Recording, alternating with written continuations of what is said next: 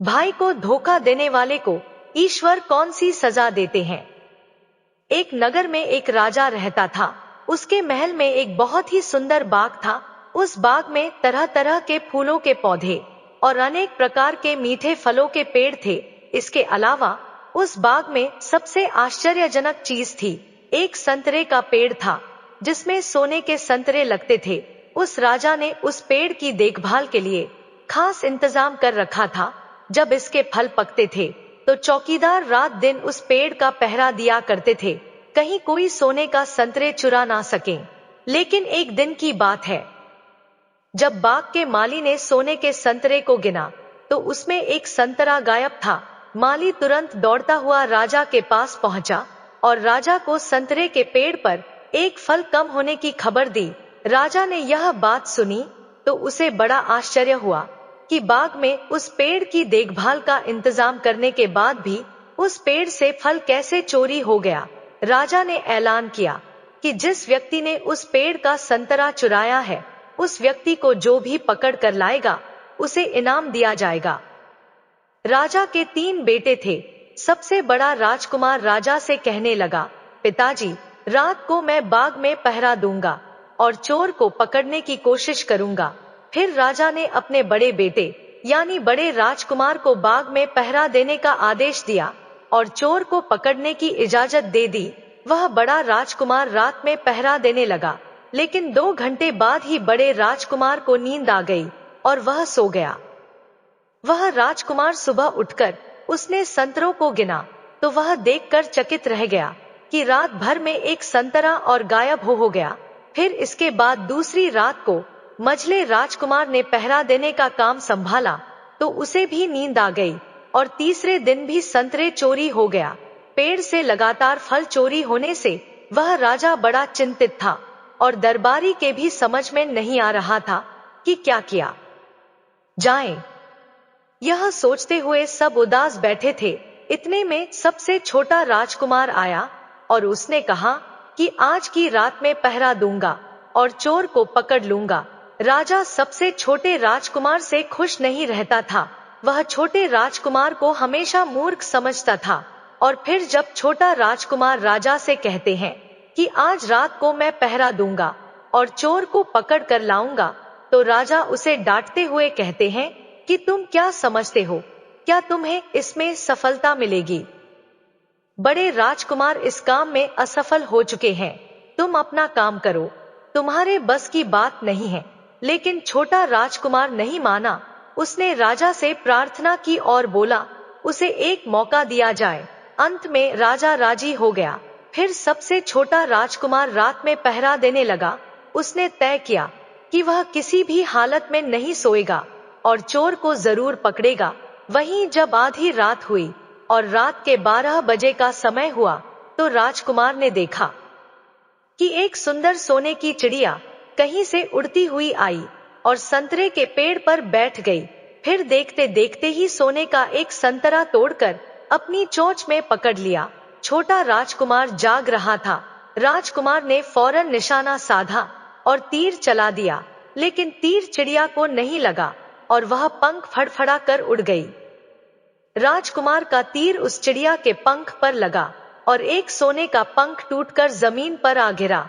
फिर दूसरे दिन सुबह राजकुमार ने राजा को सारी बात बता दी और वह सोने का पंख राजा के सामने रख दिया।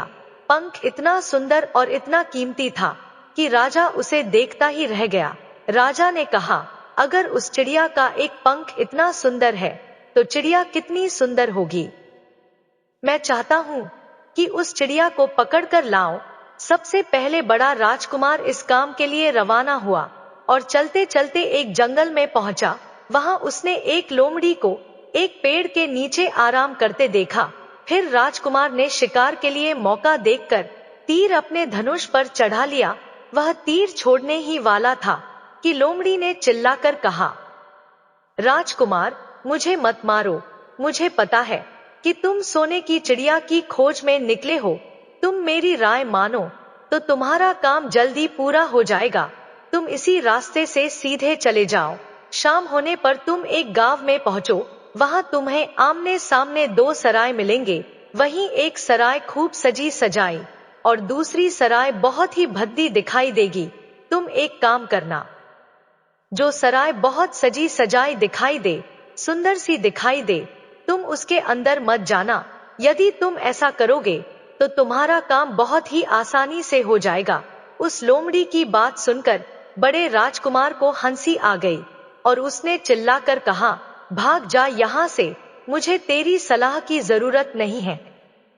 और ऐसा कहकर बड़े राजकुमार ने लोमड़ी पर तीर छोड़ दिया, लेकिन लोमड़ी बहुत चालाक थी, वह बचकर भाग गई।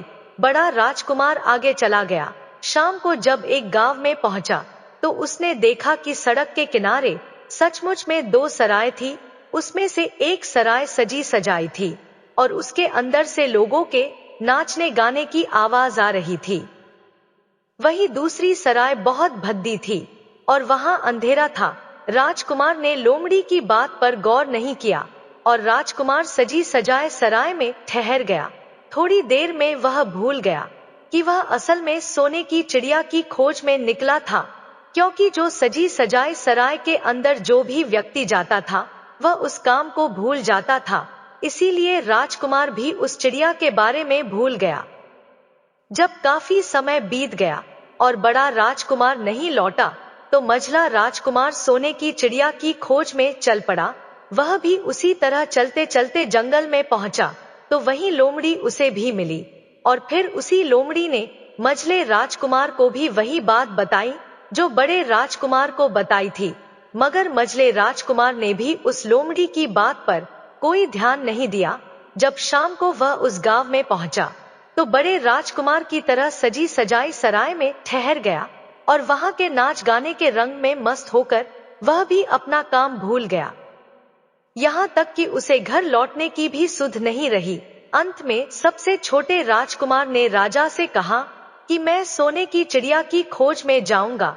तो राजा को विश्वास नहीं हुआ और वह कहने लगा, जब उससे बड़े दोनों राजकुमार इस काम में सफल नहीं हुए तो तुझे सफलता कैसे मिल सकेगी। लेकिन छोटे राजकुमार ने जिद की और उसके जिद करने पर राजा ने अपने छोटे राजकुमार को इजाजत दे दी।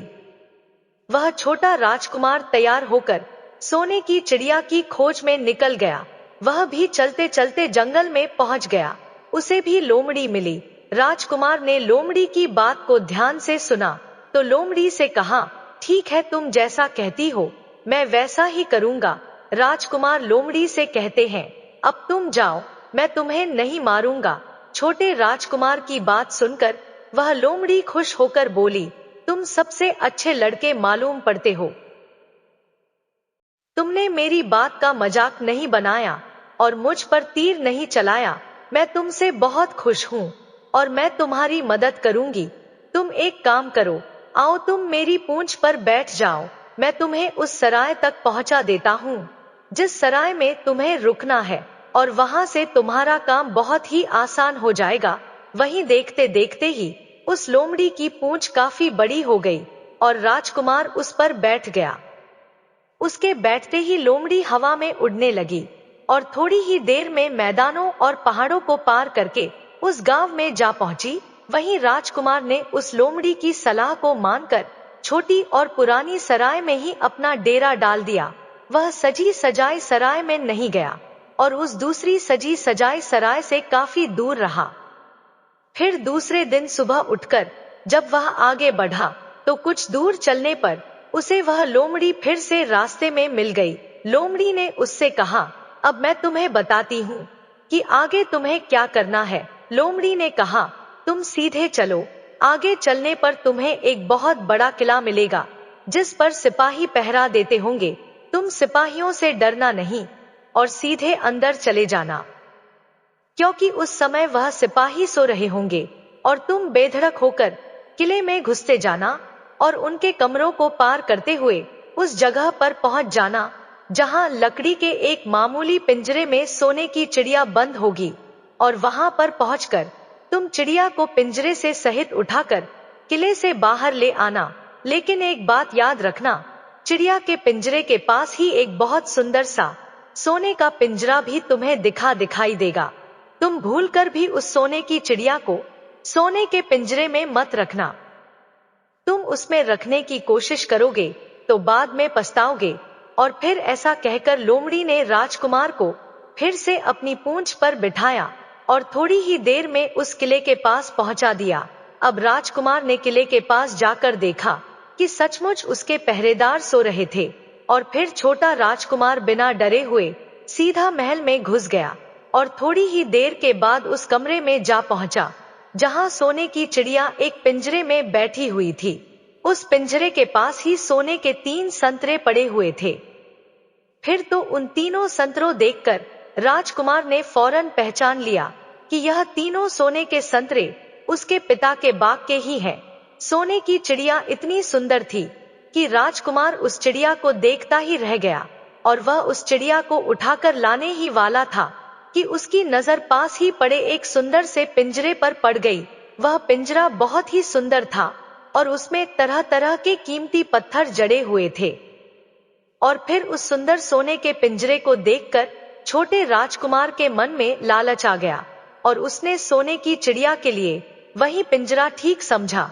और राजकुमार लोमड़ी की बात को भूल गया कि उसने सोने के पिंजरे को छूने के लिए मना किया था, मगर राजकुमार लोमड़ी की बात भूलकर और उसने सोने की चिड़िया को लकड़ी के पिंजरे से निकालकर उस सोने के पिंजरे में बंद कर दिया। लेकिन नए पिंजरे में आते ही वह सोने की चिड़िया जोर जोर से शोर मचाने लगी और राजकुमार पिंजरे को उठाकर कमरे से बाहर भी नहीं निकल पाया था, क्योंकि चिड़िया के शोर मचाने पर उसकी आवाज से सिपाही कमरे में पहुंच गए और उन्होंने राजकुमार को पकड़ लिया। फिर राजकुमार को अपनी भूल का पता चला। उसे याद आया कि लोमड़ी ने उसे क्या कहा था, लेकिन अब क्या हो सकता था। सिपाही उस छोटे राजकुमार को पकड़कर राजा के दरबार में ले गए। पूछने पर राजकुमार ने सारी बात राजा को बता दी। फिर राजकुमार की बात को सुनकर राजा ने कहा, तुम मेरे महल में चोरी करने के लिए घुसे थे, मैं तुमको माफ नहीं कर सकता, तुम्हें फांसी की सजा दी जाएगी। लेकिन मैं तुम्हें एक मौका दे सकता हूँ, अगर तुम मेरे लिए सोने का घोड़ा लाकर दो तो मैं तुम्हें ना सिर्फ छोड़ दूंगा बल्कि सोने की चिड़िया भी तुमको दे दूंगा। राजकुमार को अपनी जान बचाने के लिए राजा की शर्त माननी पड़ी और वह सोने के घोड़े की तलाश में निकल पड़ा। वह किले के बाहर जाने पर छोटे राजकुमार ने देखा कि लोमड़ी उसका इंतजार कर रही है, और फिर उसने लोमड़ी को सारी बातें बताई। तो लोमड़ी ने निराश होते हुए कहा कि मैं अब तुम्हारी कोई मदद नहीं करूंगी, तुमने मेरे कहने के अनुसार काम नहीं किया। मैंने जिस तरह से कहा था, अगर तुम उस तरह से काम करते तो मुसीबत में नहीं फंसते और सोने की चिड़िया भी तुम्हारे हाथ में होती। वह राजकुमार बोला, मुझे माफ कर दो, मुझसे गलती हो गई, मेरा काम तुम्हारी सहायता के बिना नहीं होगा। मुझे राजा ने सोने का घोड़ा लाने के लिए कहा है, वरना वह मुझे फांसी पर चढ़ा देगा। वह राजकुमार की बात को सुनकर लोमड़ी ने कहा, खैर मैं तुम्हें माफ करती हूँ, अब तुम ऐसा करो, मेरी पूंछ पर बैठ जाओ। फिर लोमड़ी कहने लगी, कुछ दूर जाने पर तुम्हें एक दूसरा किला मिलेगा, इस किले की घुड़साल में तुम्हें सोने का घोड़ा बंधा हुआ मिलेगा। महल के नौकर चाकर सब सो रहे होंगे, तुम चुपचाप जाना और घोड़े को खोल लेना, लेकिन एक बात याद रखना, वहां घोड़े के पास में ही घोड़े पर कसने के लिए 2 जीन रखी होगी, उनमें से एक तो बहुत पुरानी चमड़े की जीन होगी और दूसरी सोने की जीन होगी। तुम सोने की जीन को छूना भी मत और उस घोड़े पर पुरानी चमड़े की जीन को कसकर सवार हो जाना और उसे दौड़ाते हुए किले से बाहर चले आना। लोमड़ी की बात सुनकर छोटे राजकुमार ने वादा किया कि वह ठीक वैसा ही करेगा, और फिर लोमड़ी ने उस छोटे राजकुमार को अपनी पूंछ पर बैठाया और कुछ ही देर में उस किले के पास पहुंचा दिया। वहीं किले के पास पहुंचते ही लोमड़ी ने राजकुमार को उतारा और फिर वहां से चली गई। राजकुमार सीधा किले में घुस गया। अंदर जाकर उसने देखा कि वहां के सभी नौकर चाकर सोए हुए थे, और फिर थोड़ी ही देर में वह किले की घुड़साल में पहुंच गया। राजकुमार ने पास जाकर देखा तो वह घोड़ा सचमुच सोने का था। ऐसा सुंदर घोड़ा उसने सपने में भी नहीं देखा था। राजकुमार ने आगे बढ़कर उस सोने के घोड़े को खोल लिया। जब वह बाहर निकलने लगा तो उसकी नजर एक कोने में पड़ी, सोने की जीन पर पड़ी। वह जीन बहुत ही सुंदर थी, उसमें हीरे मोती जड़े हुए थे। उसके पास ही एक फटी पुरानी चमड़े की जीन पड़ी हुई थी। वह राजकुमार सोचने लगा कि इतने सुंदर घोड़े पर यह पुराने चमड़े की जीन कसना राजकुमार को शोभा नहीं देगा। और फिर ऐसा सोचकर वह राजकुमार सोने की जीन को उठा लेता है और घोड़े पर कसना शुरू कर देता है। फिर जैसे ही घोड़े की पीठ पर वह सोने की जीन को कसता है, वैसे ही घोड़ा जोर जोर से हिनहिनाने लगता है और किले के नौकर चाकर जाग जाते हैं। वहीं थोड़ी ही देर में राजकुमार को पकड़ लिया जाता है। राजकुमार का हाथ बांधकर सिपाहियों ने अपने राजा के सामने पेश किया। राजकुमार की सारी बातें सुनकर राजा ने कहा, तुमने मेरे घोड़े को चुराने की कोशिश की है, इसलिए तुम्हें फांसी की सजा दी जाएगी। लेकिन अगर तुम मेरा एक काम कर दो तो मैं तुम्हें छोड़ सकता हूँ। फिर राजकुमार ने कहा, महाराज आप बताओ, मैं आपका हर काम करने को तैयार हूँ। तो राजा ने कहा, यहाँ से कुछ ही दूरी पर एक महल है, उसमें बहुत सुंदर राजकुमारी रहती है। अगर तुम अपनी जान बचाना चाहते हो तो उस राजकुमारी को मेरे पास लेकर आओ। यदि तुम ऐसा कर दोगे तो मैं तुम्हें इनाम में यह सोने का घोड़ा दे दूंगा। बेचारा राजकुमार फिर से एक नई मुसीबत में फंस गया। उसे मजबूर होकर राजा की शर्त माननी पड़ी। अब वह सोने के महल की खोज में निकल पड़ा। कुछ दूर चलने पर उसे वह लोमड़ी फिर मिल गई। पता नहीं उस लोमड़ी को सारी बातें कैसे मालूम हो गई थी और वह कहने लगी, देखा, तुमने इस बार भी मेरी बात नहीं मानी। मेरी बात मान जाते तो इस नई मुसीबत में नहीं फंसते। खैर, मुझे तुम पर दया आ रही है, मैं तुम्हारी मदद फिर करूंगी। चलो, तुमको सोने के महल के पास पहुंचा देती हूँ। तुम महल के बाहर ही कहीं पर छुपे रहना। जब महल में से शाम के समय राजकुमारी तालाब में नहाने के लिए बाहर आए तो तुम आगे बढ़कर उसका हाथ पकड़ लेना और डरना नहीं। जैसे ही तुम उस राजकुमारी को छुओगे, राजकुमारी तुम्हारे साथ आने के लिए राजी हो जाएगी। लेकिन एक बात याद रखना, तुम उसको वहां से सीधे अपने साथ ले आना, उसे वापस महल में मत जाने देना, वरना राजकुमारी तुमसे कहेगी कि मैं अभी अपने माता पिता से मिलकर आती हूँ। लेकिन तुम उसकी बातों में मत आना, वरना फिर से मुसीबत में फंस जाओगे। फिर ऐसा कहते हुए लोमड़ी ने फिर से उस छोटे राजकुमार को अपनी पूंछ पर बिठा लिया और देखते ही देखते वह लोमड़ी हवा में उड़ती हुई कुछ देर के बाद उस सोने के महल के पास जा पहुंची। वहीं महल के पास पहुंचते ही राजकुमार एक पेड़ की आड़ में छुपकर बैठ गया। शाम को जब राजकुमारी नहाने के लिए किले से बाहर आई तो राजकुमार ने हिम्मत करके आगे बढ़कर उसका हाथ पकड़ लिया। उसके छूते ही राजकुमारी उसके साथ चलने के लिए तैयार हो गई और वह बोली, राजकुमार, तुम मुझे जहां भी ले जाना चाहोगे मैं तुम्हारे साथ चलूंगी, लेकिन मुझे थोड़ी देर के लिए अपने माता पिता से मिलकर आने दो। तो राजकुमार ने लोमड़ी की बात को याद किया और राजकुमार ने कहा, ऐसा नहीं करना, मेरे साथ चलना पड़ेगा। लेकिन राजकुमारी रोने लगी। इतनी सुंदर राजकुमारी थी कि राजकुमार उस राजकुमारी का रोना नहीं देख सका और उसका मन पिघल गया। छोटा राजकुमार अंत में राजी हो गया और बोला, जाओ, थोड़ी देर के लिए माता पिता से मिलकर आओ, लेकिन फिर तुरंत बाहर चली आना। लेकिन राजकुमारी ने जैसे ही किले में कदम रखा, किले के पहरेदार जाग गए और उन्होंने राजकुमार को पकड़ लिया। वहीं राजकुमार बहुत पछताया, लेकिन अब क्या हो सकता था। सिपाहियों ने उसे अपने राजा के सामने पेश किया। राजा बहुत निराश था। उसने उसी वक्त आदेश दिया कि इस राजकुमार को फौरन फांसी पर चढ़ा दिया जाए। फिर तो फांसी का आदेश सुनने के बाद में राजकुमार रोने लगा, गिड़गिड़ाने लगा। इस पर राजा ने थोड़ी देर सोच विचार किया और कहा, मैं अपना आदेश वापस नहीं ले सकता, लेकिन अगर तुम मेरा एक काम कर दो तो तुम्हारी जान बच सकती है। फिर राजकुमार ने कहा, ठीक है, आप जो भी कहेंगे मैं आपका काम करूंगा। तो राजा ने कहा, हमारे किले के ठीक सामने एक बहुत बड़ा पहाड़ है, इसके कारण हमारे किले की सुंदरता नष्ट होती है। अगर तुम 8 दिन में इस पहाड़ को खोदकर साफ कर दो तो हम तुम्हें क्षमा कर देंगे और राजकुमारी का विवाह भी तुम्हारे साथ कर देंगे। तब राजकुमार किले के बाहर आकर पहाड़ को देखने लगा। उसके हाथ में एक छोटी सी कुदाल थी। उसके समझ में नहीं आ रहा था कि इतना बड़ा पहाड़ आखिर वह 8 दिन में कैसे खोद सकेगा। फिर भी राजकुमार अपनी जान बचाने के लिए उस पहाड़ को खोदना शुरू करता है। धीरे धीरे 7 दिन बीत गए। इतने दिन तक लगातार खोदने पर भी पहाड़ का सिर्फ एक कोना नहीं खोद सका। राजकुमार अंत में दुखी होकर बैठ गया।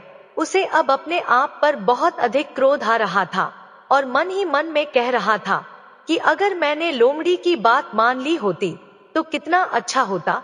लोमड़ी ने मुझे हर बार सही सलाह दी और मैं हर बार उसका कहना ना मानकर नई नई मुसीबत में फंसता गया। राजकुमार इस तरह सर झुकाए बैठा था कि अचानक उसे अपने पैरों के पास उस लोमड़ी की पूंछ हिलती दिखाई दी। फिर उसने नजर उठाकर देखा तो सचमुच वही लोमड़ी खड़ी थी। फिर लोमड़ी ने मुस्कुराते हुए कहा, क्यों, क्या हाल है? इस बार तो तुम्हारी मदद करने की मेरी जरा भी इच्छा नहीं थी, लेकिन मैं 7 दिन से तुमको पहाड़ खोदते हुए देख रही हूँ। मुझे तुम पर दया आ गई और मैं तुम्हारी मदद के लिए चली आई। जाओ, तुम बहुत थक गए हो, सो जाओ, मैं थोड़ी ही देर में तुम्हारा काम पूरा कर दूंगी। और फिर इस बार राजकुमार ने तय कर लिया था कि अब वह लोमड़ी जैसा कहेगी वह वैसा ही करेगा। और फिर चुपचाप उठ करके वह राजकुमार एक तरफ सोने के लिए चला गया। वहीं थोड़ी ही देर में राजकुमार को नींद आ गई और सुबह जब वह सो करके उठा तो उसे अपनी आंखों पर विश्वास नहीं हो रहा था। वहां कहीं भी पहाड़ का नामो निशान नहीं था और महल का सुंदर दृश्य दिखाई दे रहा था। फिर तो राजकुमार सीधा राजा के पास पहुंचा। राजा उसके काम से बहुत खुश था। उसने तुरंत ही अपने वादे के अनुसार राजकुमारी के साथ उसका विवाह कर दिया। जब राजकुमार उस सुंदर राजकुमारी के साथ में कुछ दूर चला तो उसे रास्ते में फिर वही लोमड़ी मिली। लोमड़ी कहने लगी, बधाई हो राजकुमार, राजकुमारी के साथ तुम्हें देख करके मुझे बड़ी खुशी हो रही है, लेकिन अब तुम्हें सोने का घोड़ा और सोने की चिड़िया भी प्राप्त करनी चाहिए, क्योंकि वे दोनों चीज तुम्हारे ही लायक है और तुम उन्हें आसानी से प्राप्त कर सकते हो। फिर राजकुमार बोला, लेकिन भला मुझे सोने का घोड़ा और सोने की चिड़िया कैसे मिल सकती है? मैं तो इस राजकुमारी को भी उस राजा के लिए लेकर जा रहा हूँ जिसने राजकुमारी के बदले में मेरी जान बख्शी थी। फिर लोमड़ी कहने लगी, नहीं राजकुमार, तुम ऐसा काम कभी मत करना। इस राजकुमारी के साथ में तुम्हारा विवाह हुआ है, अब यह सिर्फ तुम्हारी है। अगर तुम मेरे कहने के अनुसार काम करोगे तो तुम्हें सोने का घोड़ा और सोने की चिड़िया भी मिल जाएगी। तुम सबसे पहले इस राजकुमारी को लेकर सोने के घोड़े वाले राजा के पास जाओ। राजा जब राजकुमारी को देखेगा तो खुश हो जाएगा और खुश होकर वह तुमको सोने का घोड़ा दे देगा। फिर तुम घोड़े पर सवार हो जाना और सवार होकर सबसे विदा लेना। वहीं राजकुमारी से तुम बाद में विदा लेना और जैसे ही तुम राजकुमारी के पास पहुंचो तो तुम हाथ पकड़कर घोड़े के ऊपर खींच लेना और घोड़े को दौड़ा देना, क्योंकि सोने का घोड़ा इतना तेज दौड़ता है कि दुनिया का तेज से तेज घोड़ा भी उसकी बराबरी नहीं कर सकता है। जाओ, तुम पहले इतना काम पूरा करो, इसके बाद आगे क्या करना है मैं बाद में बताऊंगा। जब तुम घोड़ा और राजकुमारी को लेकर आओगे तो तुम्हें वहां आगे मैं रास्ते में फिर मिलूंगी। राजकुमार ने ठीक वैसा ही किया जैसा लोमड़ी ने उससे कहा था। जब सोने के घोड़े वाले राजा ने खुश होकर उसे इनाम में सोने का घोड़ा दिया तो राजकुमार उस पर सवार हो गया और सबसे विदा लेने लगा। अंत में वह राजकुमार राजकुमारी को उठाकर घोड़े पर बैठाकर घोड़े को तेजी से दौड़ाते हुए किले से बहुत दूर निकल गया। वहीं रास्ते में एक पेड़ के नीचे लोमड़ी उसका इंतजार कर रही थी और उसे देखकर लोमड़ी बोली, शाबाश, अब तुम सोने की चिड़िया भी प्राप्त कर लो। जब तुम सोने की चिड़िया वाले राजा के पास पहुंचेंगे तो वह इस घोड़े को देखकर वह बहुत ही खुश होगा। तो तुम उससे कहना कि पहले सोने की चिड़िया का पिंजरा मेरे हाथ में दे दो, तब मैं यह घोड़ा तुमको दूंगा। फिर जैसे ही राजा जब वह पिंजरा तुम्हारे पास लाए, तो तुम पिंजरा उसके हाथ से छीन लेना और घोड़े को दौड़ा देना। बस ऐसे चिड़िया तुमको मिल जाएगी और कोई तुम्हें पकड़ भी नहीं सकेगा। इस बार भी राजकुमार ने ठीक वैसा ही किया जैसा लोमड़ी ने बताया था, और वह राजकुमारी के साथ ही घोड़े पर बैठा रहा। और जब राजा ने उसके हाथ में सोने की चिड़िया का पिंजरा दिया, तो उसने तुरंत घोड़े को वहां से भगा दिया। सोने का घोड़ा हवा से बातें करने लगा। वहीं कुछ दूर चलने पर लोमड़ी फिर उसे मिल गई।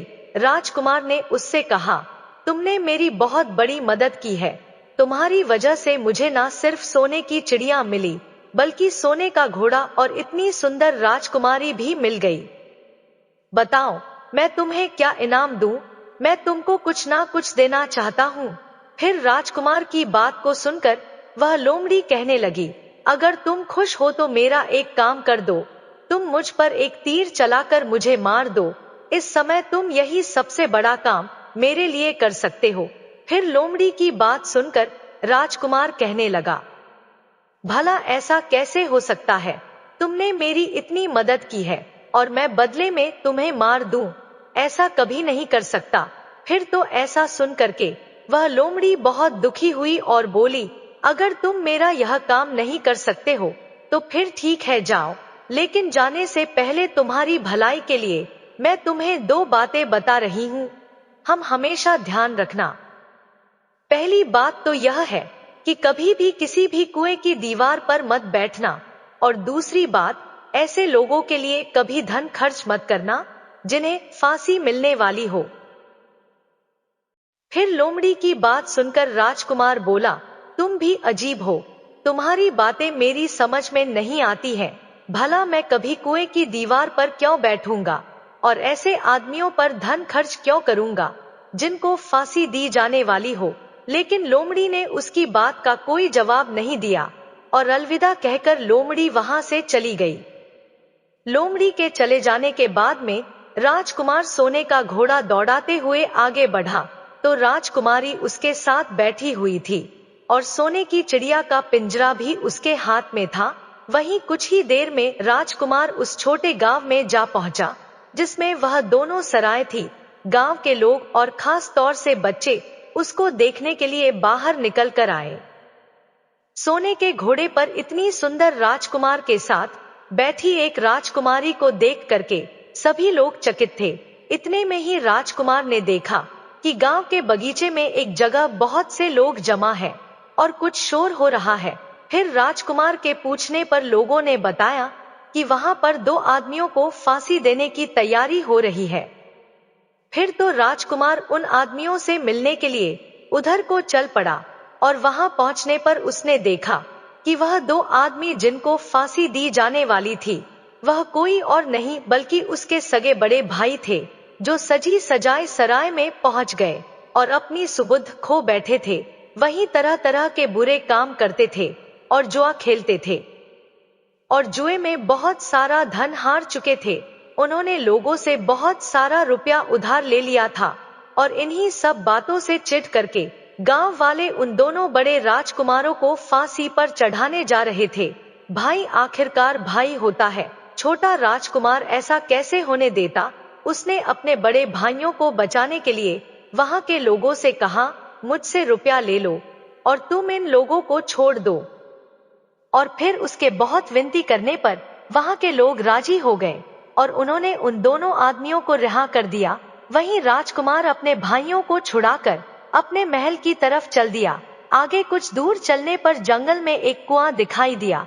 फिर राजकुमार कुछ सोचकर राजकुमारी से कहते हैं, हम कुछ देर के लिए इस कुएं के पास आराम करते हैं और यहाँ पर ठंडा पानी पीने के बाद हम यहाँ से आगे के लिए प्रस्थान करेंगे। राजकुमार की बात सुनकर राजकुमारी मान गई। इधर राजकुमार लोमड़ी की दोनों बातों को भूल चुका था, जो कि लोमड़ी ने विदाई के समय कहा था कि कभी भी घोड़े से उतरकर कुएं की दीवार पर मत बैठना और कभी भी ऐसे आदमियों की मदद मत करना जिनको फांसी लगने वाली हो। वहीं जैसे ही छोटा राजकुमार राजकुमारी के साथ में उस कुएं के किनारे पर बैठा, तब तक उसके दोनों बड़े भाई आ गए और जलने लगे। इसको तो सुंदर राजकुमारी मिल गई और इतना सारा धन भी मिल गया, और पिताजी भी इसकी बुद्धिमानी की प्रशंसा करेंगे, इसकी घर में इज्जत बढ़ जाएगी। कल तक पिताजी इसे मूर्ख समझते थे और आज इसे बुद्धिमान माना जाएगा। इसलिए दोनों भाइयों ने सलाह करके और मौका देखकर अपने छोटे भाई को कुएं में धकेल दिया, और उसके बाद सोने का घोड़ा लेकर घोड़े पर राजकुमारी को बिठाकर सोने की चिड़िया का पिंजरा उठाकर वहां से चलते बने। और फिर इस प्रकार धन और राजकुमारी के लालच में बड़े दोनों भाइयों ने छोटे भाई को मौत के मुंह में धकेल दिया। फिर कुछ ही देर में दोनों बड़े राजकुमार अपने राज्य में लौट आए। घर लौटकर राजा से कहा, हम सोने की चिड़िया को पकड़ कर लाए हैं। इसी चिड़िया ने हमारे बाग से सोने के संतरे चुराए थे। हम यह सोने का घोड़ा और यह राजकुमारी लाए हैं। यह सब देखकर राजा बहुत खुश हुआ। सारे राज्य में वहां के लोग खुशियां मनाने लगे। वहीं राजकुमारी खुश नहीं थी, वह रो रही थी। उसने खाना पीना भी छोड़ दिया। वहीं घोड़े ने भी खाना बंद कर दिया और चिड़िया ने भी दाना पानी बंद कर दिया। राजा ने बहुत कोशिश की, लेकिन ना तो राजकुमारी खुश हुई और ना ही सोने का घोड़ा और ना ही सोने की चिड़ियों ने दाना खाना शुरू किया। उधर वह छोटा राजकुमार कुएं में गिर गया था, लेकिन वह मरा नहीं था। कुआं बहुत गहरा था, लेकिन उसमें पानी बहुत कम था। और उस लोमड़ी की बात याद आई तो वह पछताने लगा और सोचने लगा, अगर मैंने लोमड़ी का कहा मान लिया होता और शायद घोड़े से उतरकर इस कुएं के पास दीवार पर नहीं बैठता और मैंने अपने दोनों लालची भाइयों की मदद नहीं की होती, तो शायद आज मैं इस कुएं में ना पड़ा होता।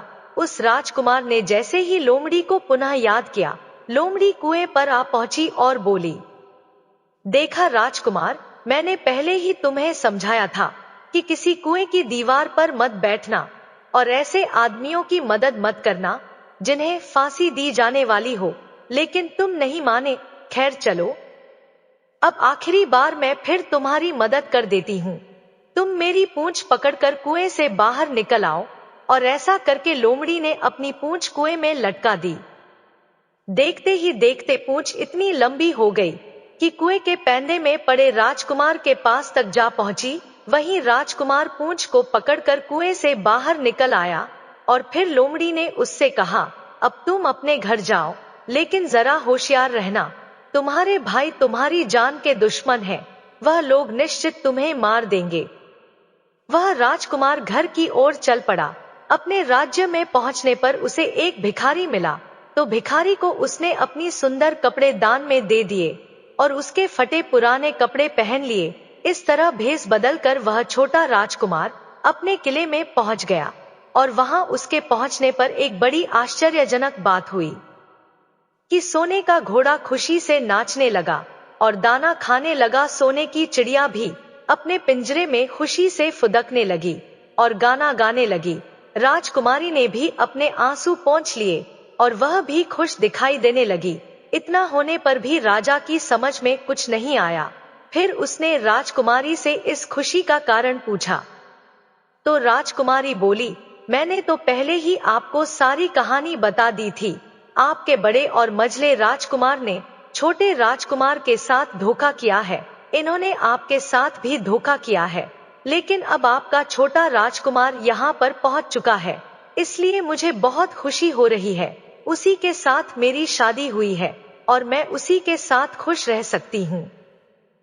फिर राजकुमारी ने राजा से इतनी बात कहकर मैले फटे पुराने कपड़े पहने एक आदमी की तरफ इशारा किया और बोली, महाराज, वो देखो आपका छोटा राजकुमार खड़ा है। राजा ने भी अपने छोटे राजकुमार को पहचान लिया और उस राजा ने अपने छोटे बेटे के बारे में विचार बदल दिए। वह सोचने लगे, मेरा छोटा बेटा मूर्ख नहीं बल्कि सबसे होनहार और बुद्धिमान है। अब तो वह उसको बहुत ही समझदार और बहादुर मानने लगा और अपने सबसे छोटे बेटे को सबसे अधिक प्यार करने लगा। और फिर राजा ने छोटे राजकुमार को राजगद्दी पर बिठाने का निश्चय किया। राजा ने कहा कि भाई को कभी भी भाई की पत्नी को हड़पना नहीं चाहिए और ना ही भाई का कभी हिस्सा हड़पना चाहिए। ना ही लालच में आकर भाई को मौत के घाट उतारना चाहिए। जो भी भाई अपने भाई के साथ में ऐसा करता है उसे दंडित अवश्य किया जाना चाहिए। राजा कहते हैं कि बड़े और मझले राजकुमार ने अपने छोटे भाई को ही धोखा नहीं दिया बल्कि राजा को भी धोखा दिया है। इससे राजा अपने बड़े राजकुमारों से बहुत नाराज था और फिर उसने दोनों बड़े राजकुमारों को सजा देने का ऐलान किया और अपने राज्य से हमेशा के लिए निकलवा दिया। और राजा कहने लगा, जो भाई भाई की पत्नी को छीनता है, जो भाई के साथ में गलत व्यवहार करता है, जो भाई के धन को हड़प लेता है, ऐसे भाई को हमेशा के लिए घर से बेघर होना पड़ता है। यही विधि का विधान है। जब राजा ने अपने दोनों बड़े राजकुमारों को राज्य से हमेशा के लिए निकलवा दिया, उसके बाद में बड़ी धूमधाम के साथ राजकुमारी के साथ राजकुमार का विवाह किया और फिर छोटा राजकुमार अपनी पत्नी के साथ में सुखी से रहने लगा। वह छोटा राजकुमार उस लोमड़ी को नहीं भूला था जिसने उसकी सहायता की थी और एक दिन समय निकालकर वह जंगल में उस लोमड़ी की खोज में निकला। बहुत ढूंढने के बाद में एक पेड़ के खोखले भाग में उसने उस लोमड़ी को चुपचाप बैठा हुआ देखा। लोमड़ी बहुत उदास थी और पहले से बहुत ज्यादा कमजोर हो गई थी। राजकुमार को देखते ही लोमड़ी ने उसे पहचान लिया और कहा, आओ राजकुमार, आज इधर कैसे आना हुआ?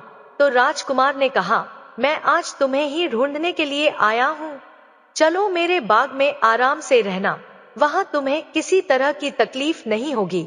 यहाँ तो जंगल में तुम्हें खाने पीने की तकलीफ होती होगी और जंगली जानवरों और शिकारी का डर हमेशा बना रहता होगा। लोमड़ी ने कहा, नहीं राजकुमार, मैं यहाँ पर ठीक हूँ और भला अब तुम्हें मेरे दुखों से क्या लेना देना? तुम्हारा काम निकल गया। अब तुम राजकुमारी के साथ में सुखपूर्वक अपने महल में राज करो। फिर लोमड़ी की बात सुनकर छोटा राजकुमार बोला, नहीं, तुमने मेरा बड़ा उपकार किया है, मैं तुम्हें इनाम देना चाहता हूँ और अपने साथ ही रखना चाहता हूँ। राजकुमारी भी बहुत खुश होगी, वह भी तुमसे मिलना चाहती है। तो लोमड़ी ने कहा, अगर तुम सचमुच मुझे इनाम देना चाहते हो तो मेरा एक काम कर दो। मैंने तुमसे पहले भी कहा था कि तुम तीर चलाकर मुझे मार दो, इसी से मेरा लाभ होगा।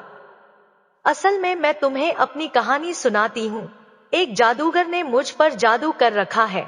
मैं लोमड़ी नहीं हूँ, मुझे उसके जादू के प्रभाव से लोमड़ी के रूप में रहना पड़ रहा है। मैं तो इस देश का राजकुमार हूँ जहाँ की राजकुमारी से तुम्हारा विवाह हुआ है। असल में वह राजकुमारी मेरी छोटी बहन है जिसके साथ में तुम्हारी शादी हुई है। अगर तुम तीर चलाकर मुझे मार दोगे तो मैं इस जादू के प्रभाव से मुक्त हो जाऊंगा और फिर से राजकुमार बनकर अपने देश लौट सकूंगा। छोटा राजकुमार इस बात को सुनकर एकदम से आश्चर्य में पड़ गया और फिर उसने फौरन अपने धनुष पर तीर चढ़ाया और लोमड़ी के ऊपर छोड़ दिया। तीर लगते ही वह लोमड़ी मर गई और उसमें से एक सुंदर सा राजकुमार निकल आया।